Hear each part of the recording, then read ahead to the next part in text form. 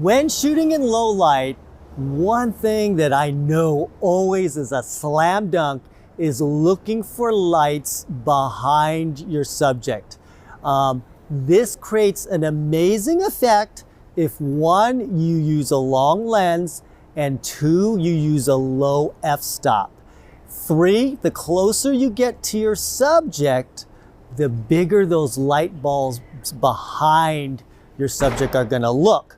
So what you gotta do is get at least a 50 millimeter 1.8. If you can shoot at 1.2, that's great. But generally 1.8 is good enough for me, just to make sure that I have everything in focus. If you shoot too shallow and you get really close to your subject, one eye might be in focus and the other eye might not be in focus. And so anyways, how I set this up is I set my exposure for my background. So those lights, however bright I want them to look in my background, I set my exposure for that. There's no right or wrong answer. Some people like it brighter, some people like it dramatic and will close it down a bit, but you get it the way you want it. You have your lovely subject. I have Olivia here.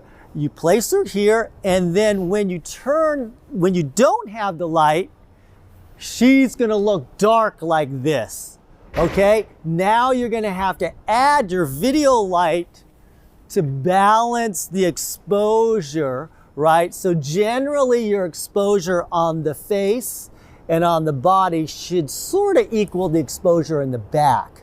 I like to have my exposure and my lighting on my subject a little bit brighter than the lighting that's on the back, okay? That way my subject is brighter than my background. So let me go now, take some amazing shots and show you how amazing this is gonna look.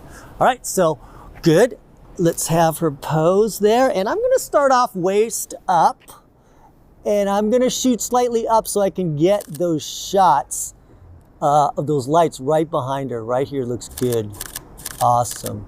Turn your body a little bit to the side. That way, yeah, good. Now her body can face the light because she's wearing dark.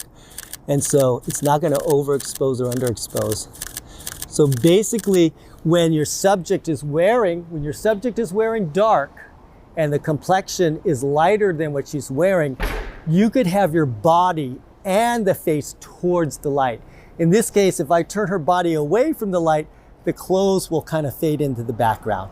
So I'm having her body turned towards the light and also her face, and it looks great. To summarize what we just did is, one, you gotta look for a location where you see a lot of lights in the background. The more, the better. Man, when you see that, you've got an awesome shot. Use a shallow depth of field on your lens. Use the longest lens that you've got. A prime lens usually works best. 50 millimeter, 85 millimeter, 135 millimeter, and that's what I'm using here. Put that f-stop down to 1.8 or lower. And then when you focus on your subject and those bright lights are in the background, you're gonna get these beautiful bokeh balls. And the closer you get to the subject, the larger those bokeh balls are gonna get. So have fun with it, shoot it, expose your background first, put your light on your subject to equal that background light or slightly brighter, which I do, and shoot it different lengths. Go waist up, go shoulders up, and go full length. And also change your camera position between landscape and portrait. And I guarantee you, if you look for these bright lights in the background and use this method, you are gonna get some amazing portraits.